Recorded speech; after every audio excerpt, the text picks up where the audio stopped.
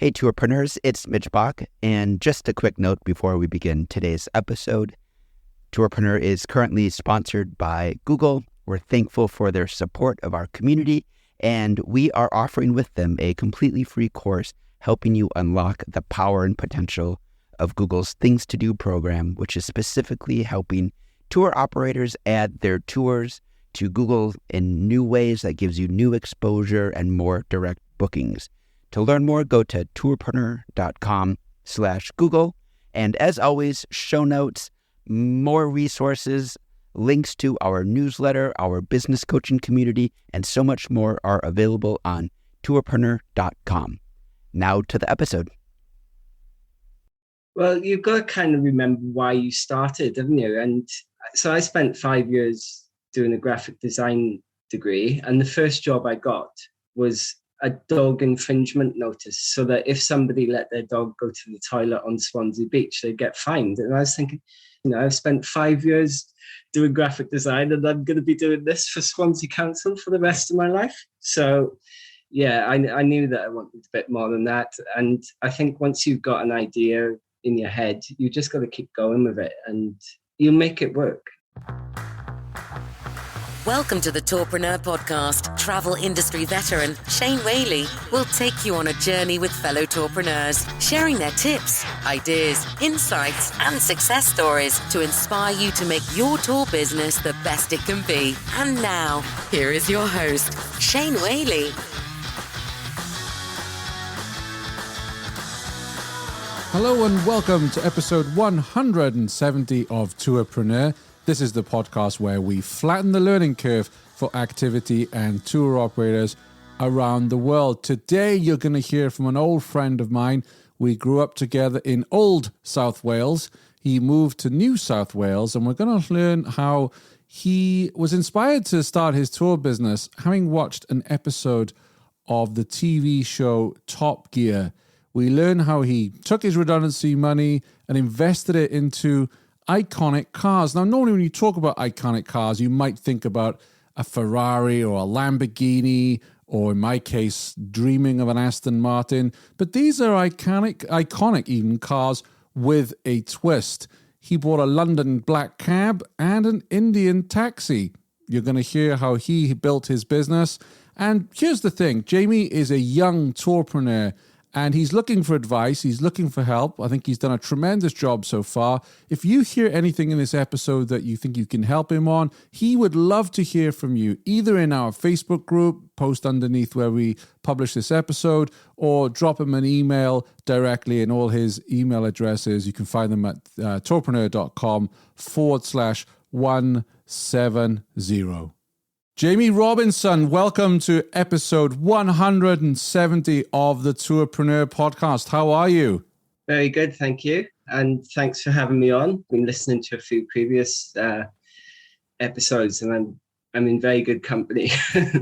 So hopefully I can provide a little bit of value. Yeah, well, I wouldn't have invited you onto the show if I didn't think you could offer some value. I have observed your business success from afar. I'm here in right at the Canadian border, and you are in New South Wales in Australia. I've seen your Facebook posts and your Instagrams, and you even getting traction with Indian media. And I'm like, wow, Jamie's doing something different down there. And it may be a little bit more different from some of our other guests, because you have built an experience business around two very iconic cars. And when I say that to people, they think, oh, Porsche and Ferrari, or Trabant, maybe these German Trabant. But no, you've built a business around what two cars in particular? I kind of fell into this. So I've built a business around providing tours and wedding experiences and birthday outings in London black cabs and Australia's only Indian taxi. Just to share your background a little bit here, and as I said in the intro, we go back a long way. We grew up together in Swansea. You left the UK, you moved to Dubai, you were at Dubai for a while, and next thing you turn up in Sydney. So what were you doing in Sydney before you started your business? Okay. Worked in the exhibition industry for a while. The companies that I was working with got either bought out or went under. So I went back to graphic design, which is what I've got a degree in. And yeah, one day I did a logo for a guy who had a black cab company and ended up running his business for him, buying one of my own, and then buying two, and buying three, four. And the Indian taxi came into it from watching an episode of Top Gear where they were racing the famous taxis of the world. Yeah.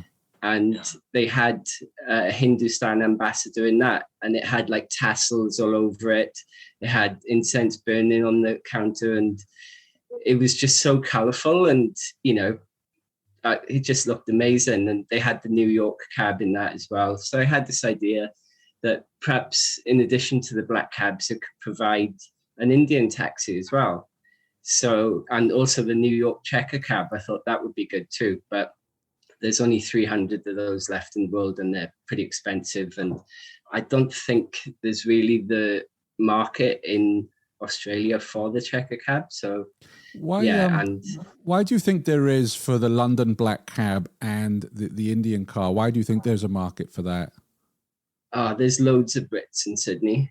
Like, yeah, you go to places like Coogee and Bondi, and not so much recently, but usually most of the accents you hear are sort of British or Irish, and Australians love to go to London and do a gap year there as well. So a lot of the markets that we have with the black cabs are people who've either met in the UK and then, they've come back to Australia and getting married here, or it might be a British person getting married here, or people who've moved here from years ago and their daughter might be buying them a black cab experience for their birthday. So I kind of like drive them around, take pictures of them, give them bowler hats to wear, Union Jack flags to wave. And, they might not have been back home for sort of 30 years. So they love it, especially the older people. Yeah. But yeah, and there's a huge Indian population in Sydney as well. So yeah, that's why that car is sort of taken off. What kind of reaction do you get when you're out in the Indian car? What's the make and model of it? Because I'm not a car guy, as you probably remember, but what's the make and model of the Indian car you have? So I've got a 1954, in India, it's called a Hindustan Landmaster. Right. And the car that came after that in 1956 was a Hindustan Ambassador, and it was the only car that was made in India pretty much up until 2014. So the shape stayed the same for all of that time. Like that Trabant shape is so kind of iconic and retro that car remained the same for that period of time, like the old Beetle, So everybody in India knows that car, the same as everybody in the UK knows the black cab. So when people see it, it just evokes all these memories for them. And yeah, it's the reaction I get. I basically can't drive that car without somebody stopping me. And it's incredible, honestly. Like I can tell you so many stories. So with old cars, like what anybody will tell you is they'll break down. And what you want to happen is they break down when you're driving it, not when you've got passengers in the car. So you've got to do, a lot of driving yourself. And one day I was getting the car fixed up and I broke down on the highway and I'm in bits going, oh God, this is on like the M4 kind of thing. And I managed to get to the side. And like 2 minutes later, this car pulls up next to me on the highway, blocking an entire lane. And this guy gets up, this Indian guy, and he's like, oh my God, this is an Hindustan Ambassador. How have you got this car? It's like, never mind that. Get your car off the road. You're going to cause an accident. And there's like people beeping him. And he's taking pictures of his iPad and his wife's going, come on, you're going to spoil the vegetables. We've got to get home and cook. And he was so chuffed to see it.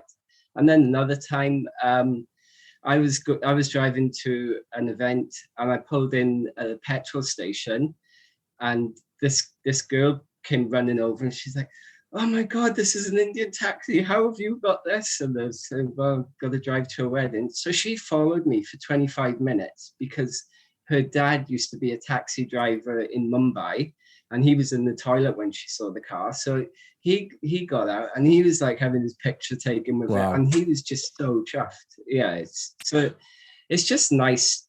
Like I guess all of your sort of guests and everybody who follows is in this industry. It's just nice to make people's day that little bit better, you know. Like we've probably all had really crappy jobs and thought, why am I doing this? And yeah, to be able to give something to people and see them happy, I think is good. So I think that you've hit the nail on the head there, Jamie, about our industry, because very few people are making tons of money out of this. But what gets us out of bed in the morning is like you're doing something that's making people smile and happy and just creating a beautiful experience. So I wanted to ask you, so you had this idea, and obviously you're going out and buying taxis. These things are not cheap. How did you fund the first few taxis that you bought?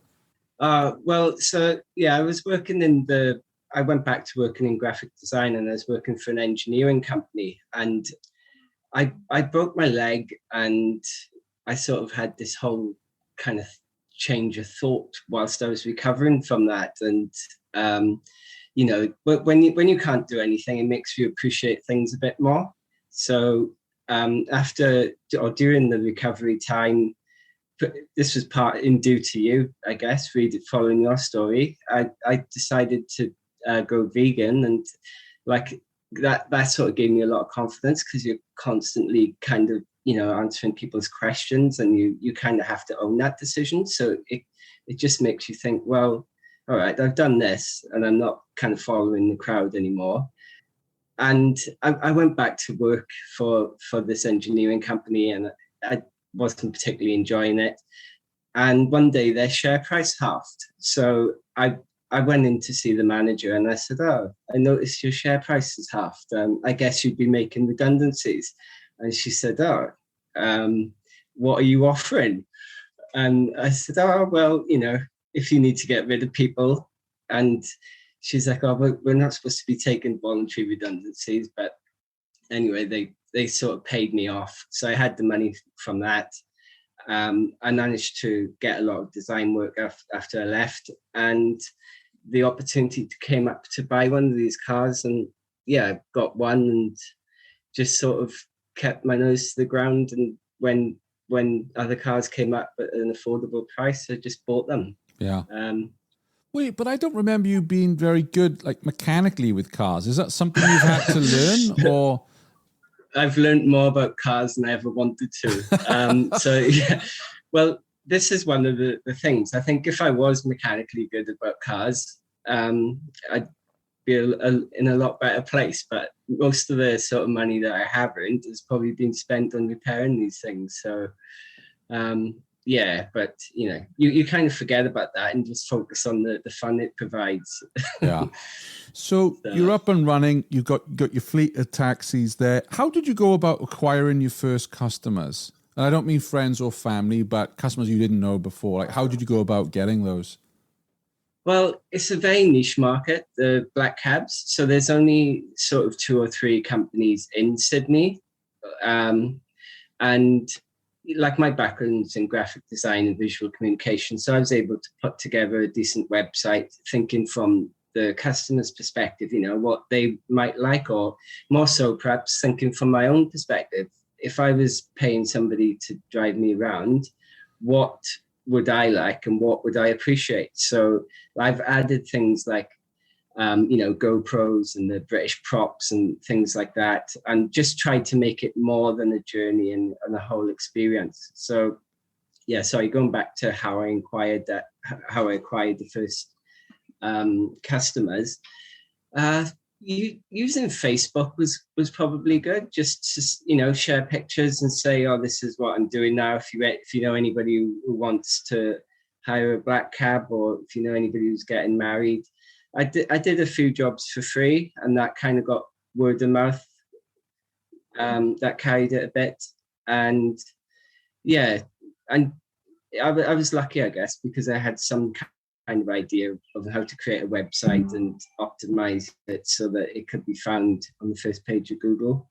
Another thing is posting on Facebook groups. Like there's a Palms Down Under group, which has got 12,000 followers on it. So you just find sort of communities where people who might be interested in the product hang around and just share what you're doing on that. And that's probably the most inexpensive way to advertise, I think. So how do you go, for our listeners who might want to adopt a similar strategy, how do you go about engaging with a face group like that without coming across as too salesy, right? Because everyone hates that person who comes in and just from the back is like, oh, I offer this, buy that. What did you do to engage with that group? I guess it's genuine interest as well. So, when you're the other side of the world, you do miss things back home. And so you might talk about football results, whatever, and people start recognizing your name and just be like sincere and authentic. And if you, I think, sorry, that's the dog. Wait, I think that's only the third dog to appear on Tourpreneur. Brilliant. We always love dogs on the show. Don't never apologize for that. Yeah. So just give as much as you want to get, I suppose, or give more. And then people are more willing to help you. And just be polite. Just say, oh, look, I've set up this business. I think it might be of benefit to your members. Do you mind if I share a post, and I'm happy to take you for a drive to introduce you to the car. And just be nice. That's but so many people, you would think that's basic and, common decency, but it's pretty, as someone who runs a couple of Facebook groups, you'd be surprised when people just storm in and show up and throw up, as I call it, without actually, the classy folks, the ones who write to me and say, hey, I've got this product or service. I think it'll be of interest to your group because of A, B, and C. Is it okay to post it? And I always think highly of folks like that who are classy enough to ask first. Rather than just going in. And I think that's the advice we're sharing here, right? If you do join a group, that's... Yeah, just respect, isn't it? Because it's obviously taken this person a long time to build the group up and, moderate the content so that the content is relevant to the members and of interest. And you just don't want some bloke turning up advertising. Yeah. So, I think that's the most inexpensive way to do it. And and if you're nice to the owners, they'd recommend you to everyone they know, and it just sort of builds from there, really. Want to connect with other Tourpreneurs? Then join our Facebook group at tourpreneur.com/Facebook. Tell me about the first time you drove the Indian cab with a paying customer. What was that like? So the first ever job we had with that was driving all these girls from a fashion company. So it was amazing. It's a tough job, isn't it? It's a tough job. Yeah, it was a tough job. I wish we had more jobs like that. No, but it was really good. So we were driving them to a Christmas party. They hired a black cab and they hired the Indian taxi. And, I had four models in the Indian taxi next to me. And it was great. And they really loved it because, again, you just got to try and think from their perspective a bit and just ask them what would make their day a bit special. Take photographs. Had the GoPro taking pictures every 5 seconds to give them those photographs. Put on this Bollywood music, and it was great. Then shortly after that, I formed this partnership with a neo-Indian restaurant here called Masala Theory. So they do all these quirky kind of Indian dishes like strawberry chicken and all these, slightly odd versions of Indian food, like banoffee pie, Indianized. And so that they had the same kind of quirky outlook as me, I suppose. And we got this partnership going which is called the Ride and Dine. Of experience going to Ride and Dine. So I pick people up at the train station, and they see this white guy turning up in a 1954 Indian taxi. So they're like, "What's going on here?" And then you've got the Indian music playing. I've got this Bollywood version of Jumping Jack Flash, which goes down well. Yeah. So I pick them up in that, take them to a place called Blues Point, which is you can park the car and you can get a picture of the car with the Opera House and the Harbour Bridge in the background. So take some pictures of them there with these Indian props I've got, and then take them to the restaurant for a 7-course degustation. So that's been really popular. The first day we did it was on Valentine's Day last year, and we had I think it was 5 couples. So I was driving back and forth to Blues Point all day, and they all loved it, and they told their friends, and then from that, we got wedding bookings, and the Indian community is quite tight knit in Sydney.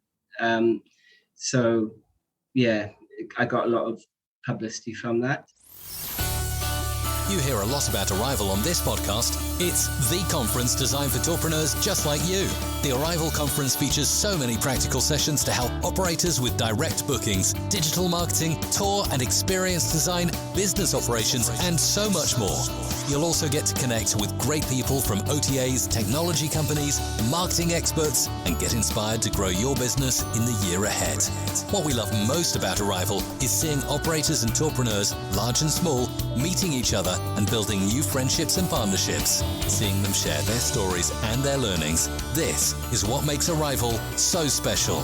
So why not join Shane and many other tourpreneurs in Las Vegas, October 10 to 13 at Arrival, the event where operators, attractions and experience creators learn, connect and grow. Find out more at www.arrival.travel.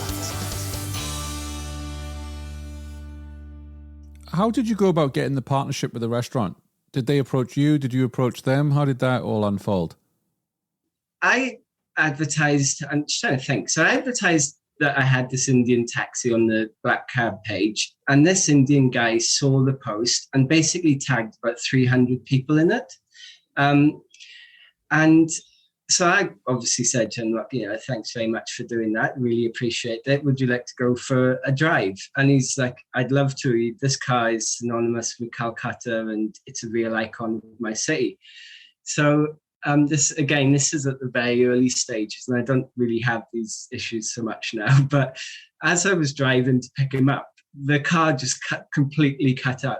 So I think I mentioned this in the email to you about one of the biggest nightmares I've had. So I'm going to pick up this, Indian influencer who's just tagged 200 people on the Facebook post and is advertising the car as this great thing, and it's cut out on the side of the road, and I'm avoiding traffic and avoiding being killed. So I phoned him. I said, look, sorry mate, the car's cut out.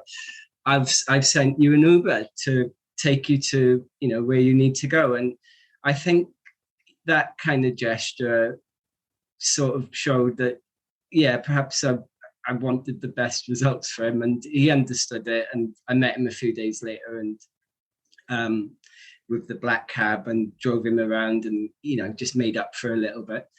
But he then introduced me to the guy who ran the restaurant, and when the car was working again, I showed him the car, and he loved it. Took him for a drive around, and it just went from there, really. Yeah. So it's just networking. Again, it's just keeping at it. When I think about how visually stunning the photos are of the cars, and I urge our listeners to go check that out. The show notes, I'll add them on the show notes, the links at tourpreneur.com/170. How are you using Instagram right now in your business, or are you using it? So I've been using Instagram a bit. I've been trying to encourage people to tag the Bollywood cars when they share their pictures as well, but I always take pictures of every event. So as I said before, there's a GoPro that takes pictures within the car as well. Right. So there's always some pictures of every project, and I'll just upload them to stories. And if the picture is different or slightly more interesting than the previous projects, I'll also post it on the page as well. But I'll always upload them to stories if the guests allow it. I've done a few jobs where I'm not sure if all partners knew the jobs were happening. They said, please don't post this on social media. Wow. So you have to respect that too. Yes. But just regular updates. And I haven't done this for a while, but I was trying to sort of post tips as well. So share my knowledge with people reading the site. I've put together a load of guides so that even if they don't book the cars, they'll get some value from visiting my Instagram pages or websites, and they might further down the line say, oh, well, I didn't actually book this London cab for my wedding, but this guy provided a good sort of free resource, and one of their friends might book it. So are you using Instagram Reels? I've used them a bit, and I've also used TikTok. So TikTok was quite funny because I was, like, my background is a graphic designer, photographer, and after spending so long in Swansea Camera Club, I'm always sort of taking pictures and uploading them and stuff. And I was at this one wedding where they had these horses running across the field and running past the bride and groom. So I took a video of this and I uploaded it to TikTok. It was the first video I uploaded, and it's had like 150,000 views. Wow. And I've had, all these followers, and my nieces are calling me a TikTok influencer and all this kind of stuff. And I don't know anything about horses, or I didn't really know what I was doing. But so it's interesting, which you upload a video and you might not think it's that great or whatever, or understand what it's about. And then all of a sudden you've got all these followers and people commenting on it. Unfortunately, I haven't had quite the same impact with the videos of the Indian taxi. I had one person say, what the hell is this? This looks terrible. But that's really the only negative comment I've had from anybody. Well, one is not bad at all. I mean, I'm going to be covering Instagram a lot more this year, and possibly TikTok on the show as well, because I just think for an experience like yours that's so visual, I think there's a lot of opportunity, a lot of potential, but it's how you use it, how you harness it. And I'm very brand new, and I really did my first reel before we came on air. I'm just trying to learn how to use it. So I think there's a lot of potential there, because your images are so striking, as it were.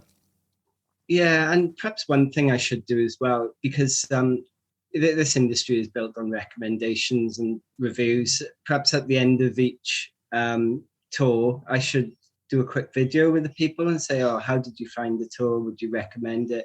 And then upload those as well. So that's just a thought I had this morning listening to some of your other podcasts. So yeah, that could be a good way to use the reels and get back on TikTok with some more interesting comments. Well, watch this space. I'm definitely going to be covering Instagram and even TikTok as well on future episodes.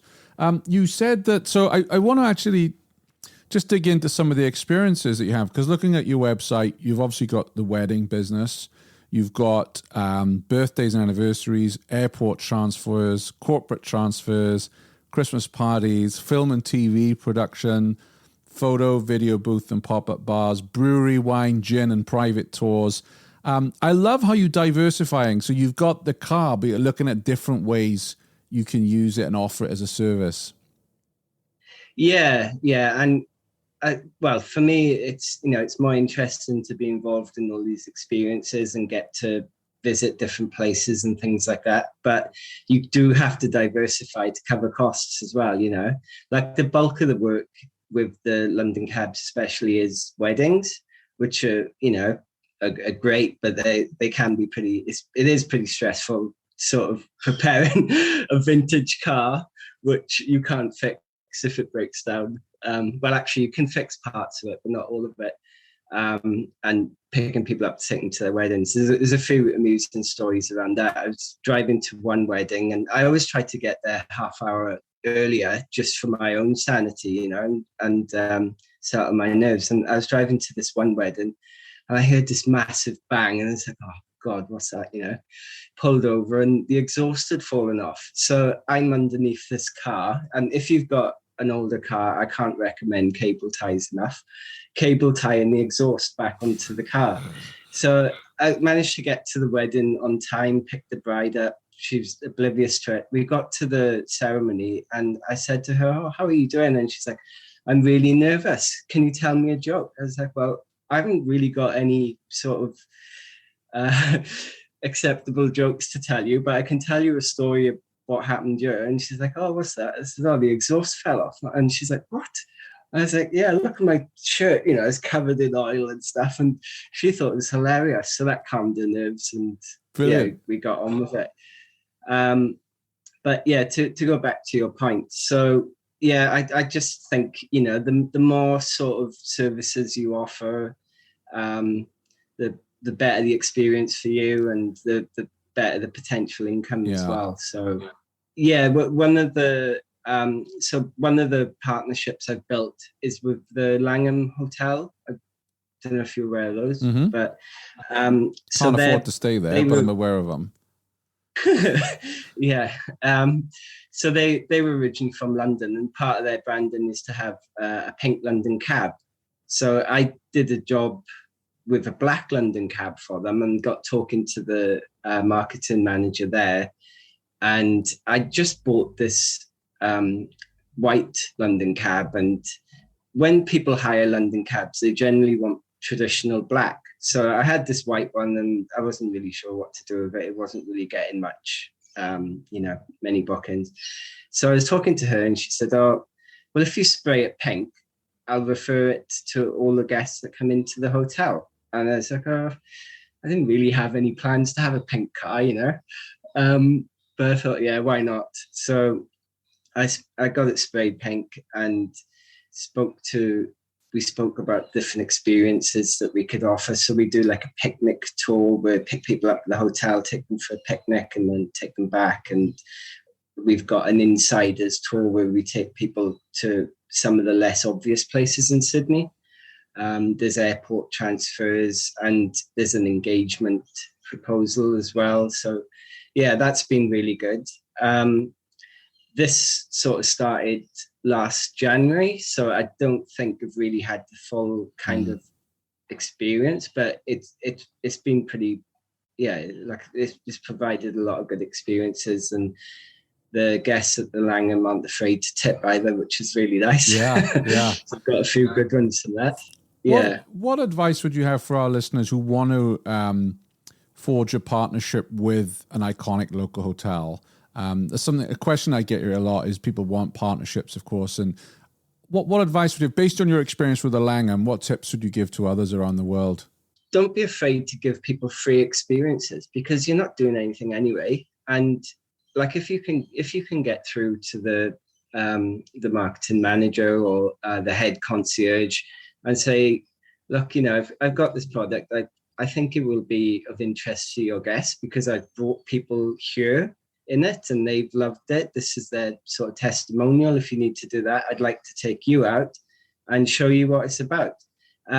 It's funny you ask that today. So the marketing manager in the Langham, she's just gone off on maternity leave, and her replacement sort of started in January. And I did a job there the other day, and I just finished the job. So I thought, right, I wonder if she'd like to go and see what the car's about. So they called down, and up she came. I drove her around the rocks, and then they make a post on their Instagram saying, book the car.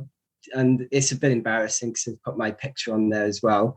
But do you know what I mean? Like, in return for giving that 15-minute drive around, they've now publicized me to 20,000 people or 20,000 followers. So yeah, it kind of, although what you give, you get back, I think. Yeah. So yeah, just, and I think it's probably better to sort of do things like that than spend loads of money on Facebook ads and not get anything from it. So yeah, just find out who perhaps the influencers are, or approach charities as well. And say, "Look, I've got this experience I'd like to offer you, or I'd like to donate to your raffle or your fundraiser. I'd like to take your marketing manager to see what the experience is about first." And yeah, just sort of think around that sense, I'd say. Going back to the Langham, and tell me if I'm being too nosy here. Did they ask for a cut on bookings, or is it just an add-on that they offer for their guests? So to get the car sprayed pink and reupholstered to a 5-star hotel standard, that cost, I think it was like in the region of $7,500. And we weren't sure how well this would be received. Or I perhaps wasn't sure how well it was going to be received. So we came to this agreement where I wouldn't pay them any commissions until the costs were covered. Nice. And after that, I would give them 10% of any bookings. Yeah. So that's, the costs are already covered within a year, even though 3 months of that year were in lockdown as well. So yeah, that's where we're at with the Langham.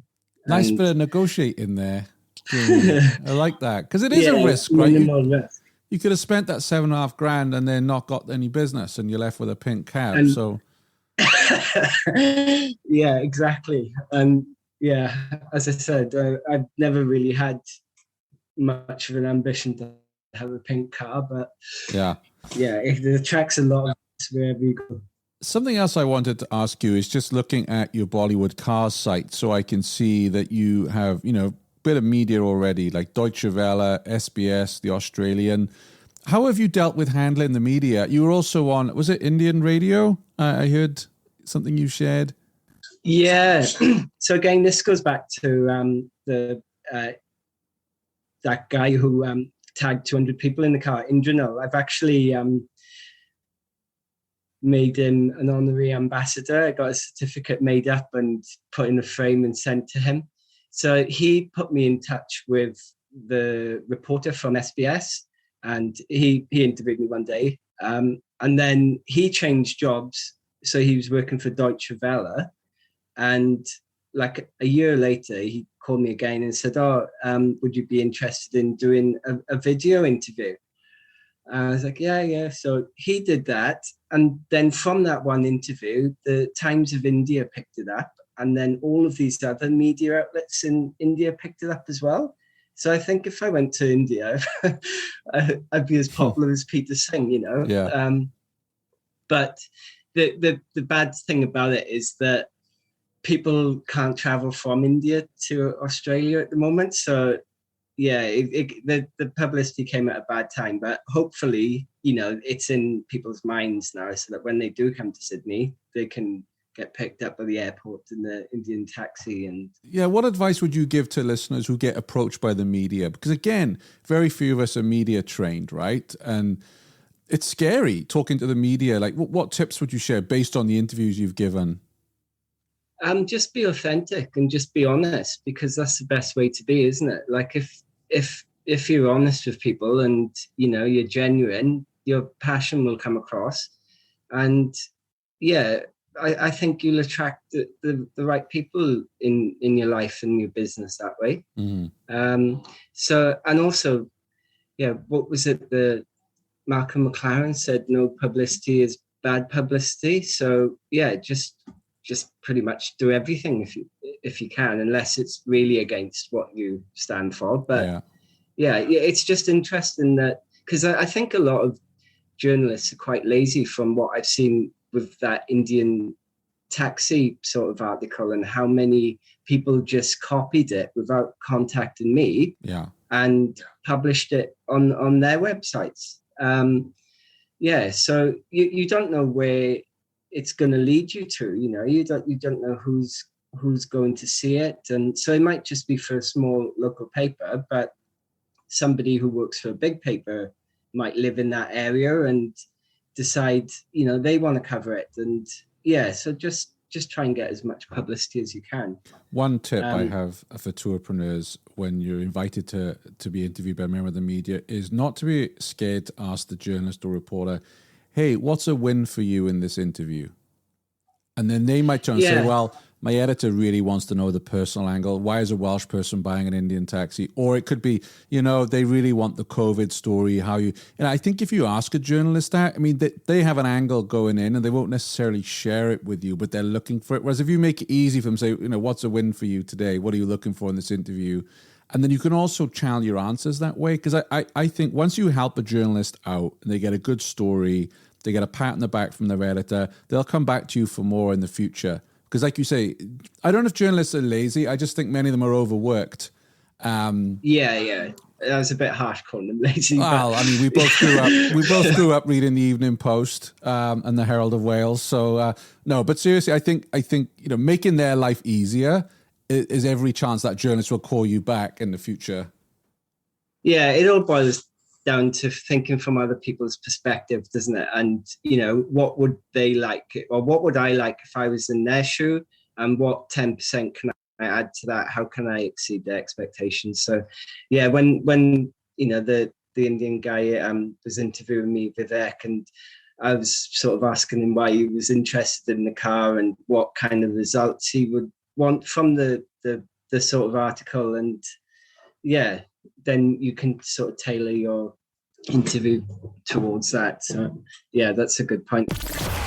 Our friend Chris Torres over at the Tourism Marketing Agency has just launched a series of 5-minute workshops designed to help you make small changes but make big, positive impacts in your tour business. Chris will cover such topics as email marketing, video creation, sales processes, review building, and much, much more. This free 10-week series will be available on his Digital Tourism Show Facebook group, YouTube channel, and all good podcasts. Just search the Digital Tourism Show for details. Another thing which I would suggest is, if you're perhaps not media trained, is to, and they won't always do this, you can ask the journalist to see a copy of the article before it goes to print, just in case they get some information wrong, such as I did an interview with this Hindi newspaper in India, and obviously it was all in Hindi, and we were taught Hindi in Swansea, as you know, but I've forgotten it all. So it got published, and I asked her if I could see it before it got published, and she showed me. I couldn't understand any of it, but I later Google translated it, and it was saying how my favorite dish was chicken tikka masala. I haven't eaten chicken tikka masala since like 2013. What I said was that my interest in Indian culture stems from the food growing up in the UK, where Indian chicken tikka masala is number one dish. But somehow that got misconstrued. Ouch. But yeah. Jamie, if I could put you in a time machine and go back to the beginning of you starting your business, what would you do differently based on what you know already? This car is actually the second Indian type taxi that I've owned. So I bought one in Calcutta, got it completely restored, and was due to import it to Australia. But Australia changed the importation laws so that if it arrived with asbestos components on it, which it does have in the gaskets and things, it would be crushed, and I would be charged $100,000 for the privilege. So I actually ended up finding the Western version of the same car. It's an identical car, and restoring it here.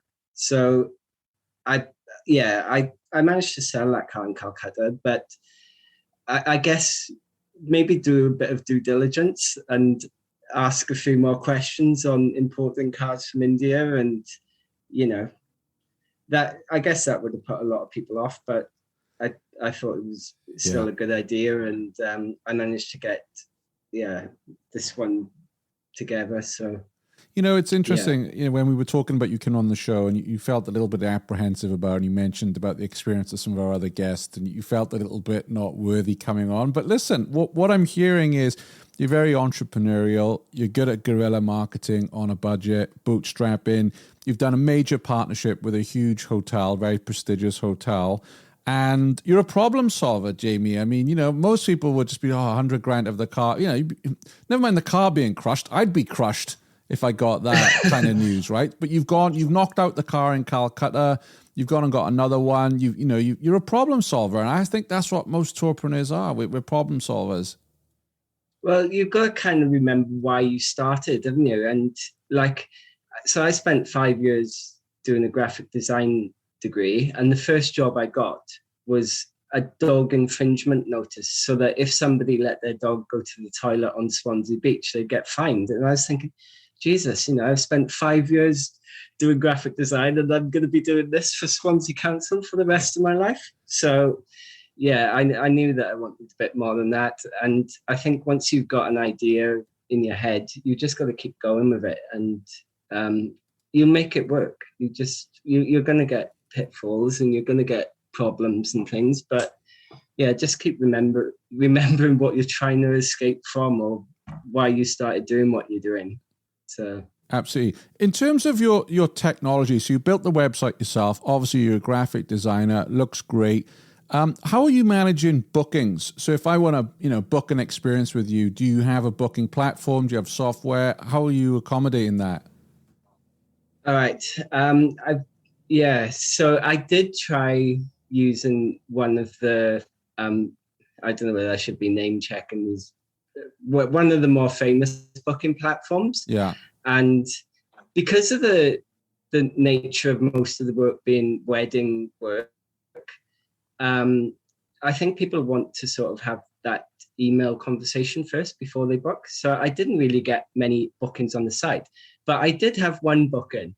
So this was a Sunday morning, and I was actually with the mechanic fixing the Indian taxi, and then I get this phone call, and I'm like, hello? And it's this really irate woman going, where are you? I was like, sorry? And she's like, well, you're 10 minutes late. You're supposed to be here. My daughter's waiting. And because like with this job, you get some nutters calling you up because, this is another thing to go, like they're London cabs. So you get people phoning you up, asking you for a taxi service, right? Where I have to explain it's a limousine. So I just thought it was some lunatic, And she's like, I've booked this car. My daughter's looking forward to it, but I said, I've got no record of your booking. And she's going, I've got 2 young girls here crying, waiting for the car. And I was thinking, who's this maniac, And I said, like, right, okay, can you send me the booking by email? So sure enough, she sends me an email, and the booking software had taken a booking, but not notified me. Ouch. So I'm like, oh, and as it happens, this lady, I later found out, was the Australasian manager of the biggest internet search company.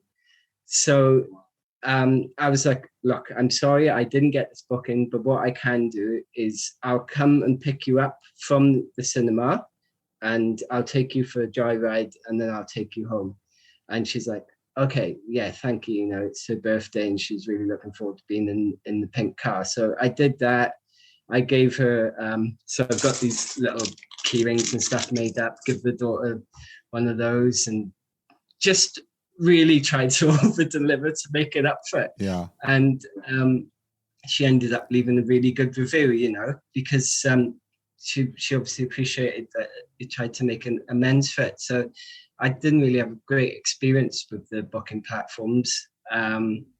But I think moving forward, when international travel sort of opens up again and I could start offering more tours, I'm going to look at that again. Because I've set up all these email templates so you can reply to people quickly. But it would be good if, from the visitor's perspective, they could do everything online and just, without having to wait. And for you to have everything on your phone, right? All the bookings, the reservations, the times, and, you can manage your business from your phone rather than pen and paper. And I think as you grow. Well, I've got, I use Google Calendars and things like that.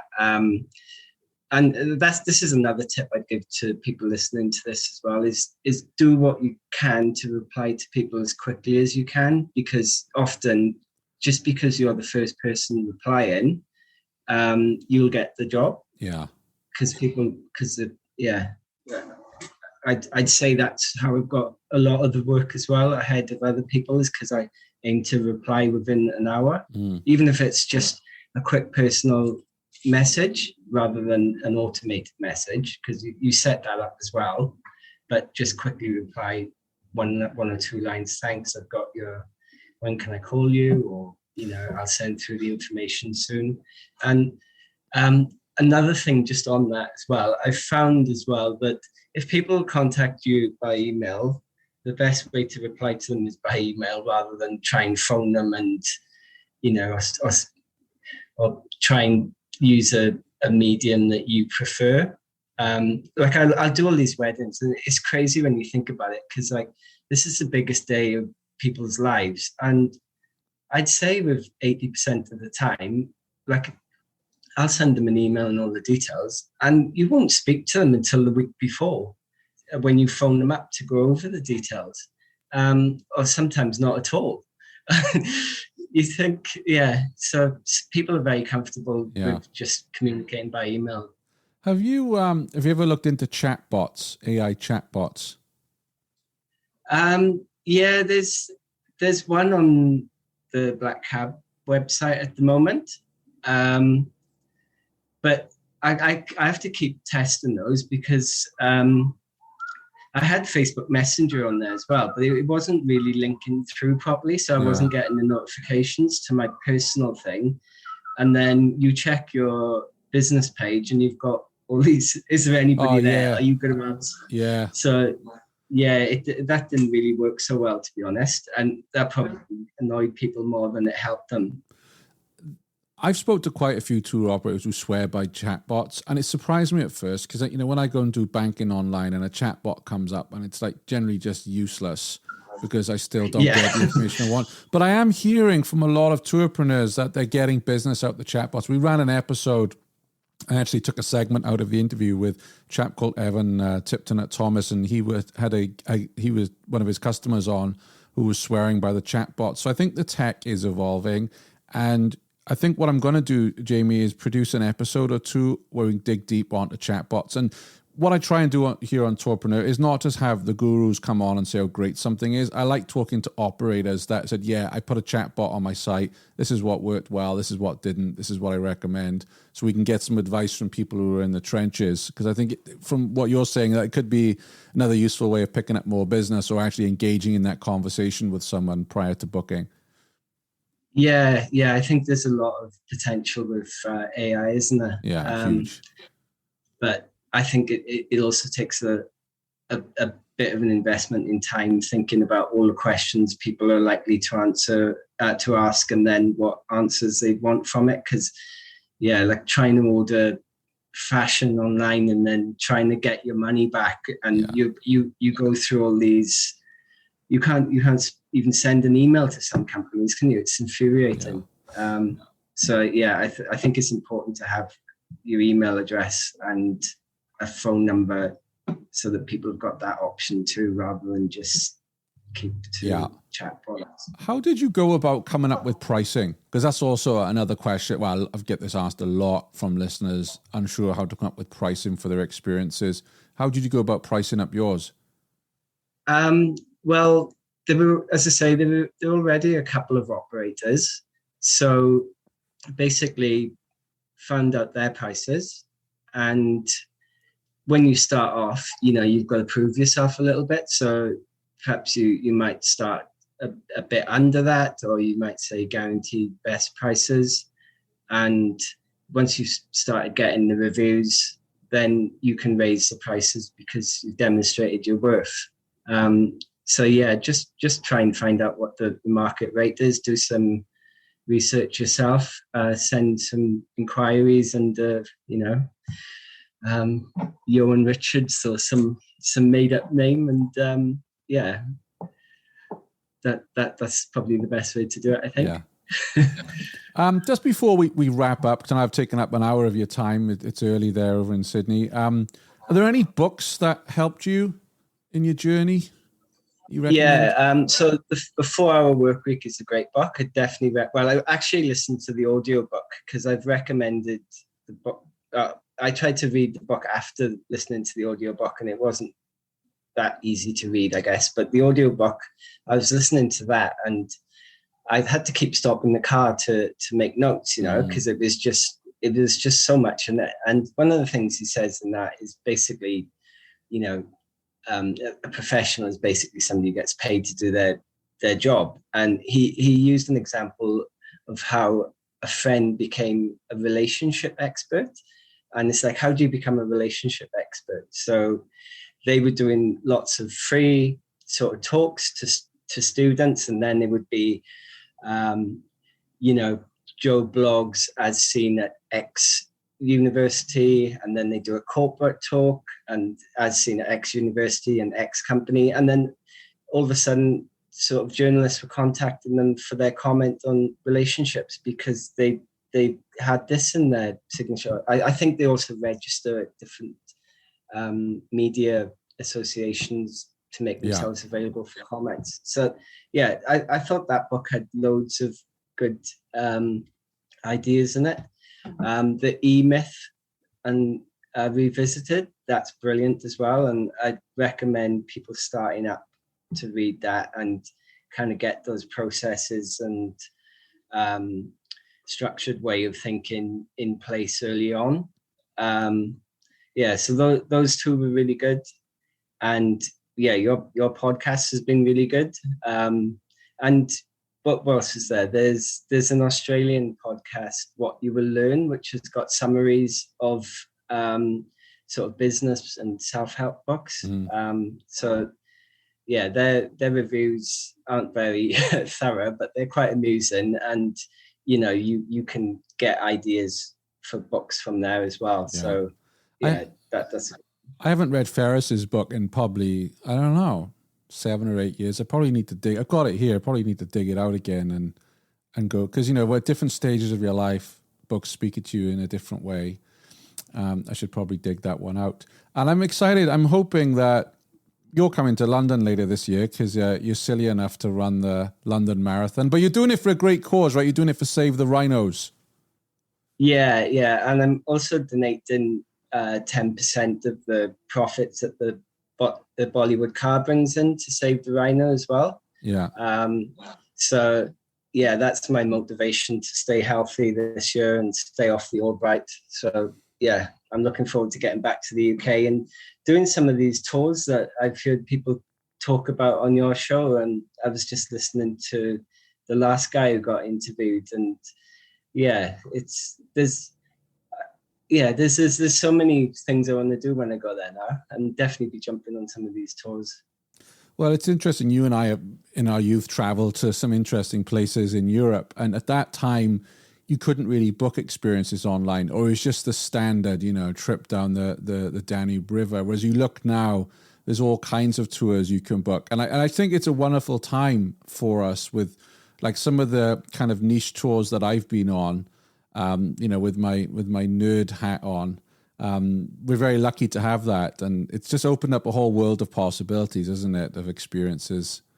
I reckon this industry is going to explode in the next couple of years once sort of international travel is allowed. So if you are thinking about setting up your own tour business, get all the foundation in place now and just be ready, because people have been so restricted. They just want to go out and see the world and experience things. And I think it's going to be a good couple of years. Well, we will do some tours when you come back to Europe later this year. And then I'm hoping in 2023 I can finally get down to Australia so I can get in that Indian cab of yours. And, I'll have fun down there in Australia with you. I've never been, so I'm excited for that. We'll have to emulate the Joe Cross movie, go for a run along Bondi Beach. That's right. That's right. We'll have to do that. Jamie, it's been an absolute pleasure hosting you on the show. I know you're going to inspire a lot of people, particularly our listeners who have an idea, but maybe they're a bit scared to pull the trigger on it and go for it. I think you're going to inspire a lot of people to jump in. What are your websites? Where can people follow you online? So if you do a search for Black Cab Central and Bollywood cars, you'll find me there. And if you've got any questions, I'm happy to answer them. If you want more detail on my experiences or any ideas, I'm really happy to sort of share them with you. And it'd be good to connect to more people in the industry. And thanks very much for having me on today, and thanks for all you do. You've always been an inspiration to me, from our days out in Swindon to following your own your own sort of progressions in life, all the things you've tried. And so yeah, thanks for everything. Thank you. I appreciate it, Jamie. And what I will say, just before we I keep saying this, but Instagram strategy, if you've got ideas for Jamie, because when you see the pictures, it's so iconic. They're they're just eye-catching. If you've got ideas for Jamie on Instagram strategy, come let us know on our Facebook group, tourpreneur.com/Facebook. Diolch yn fawr, Jamie. Cheers. Hwyl. Thanks for listening to the Tourpreneur podcast. Be sure to visit tourpreneur.com to join the conversation and access the show notes, including links to the resources mentioned on today's episode. This is Tourpreneur.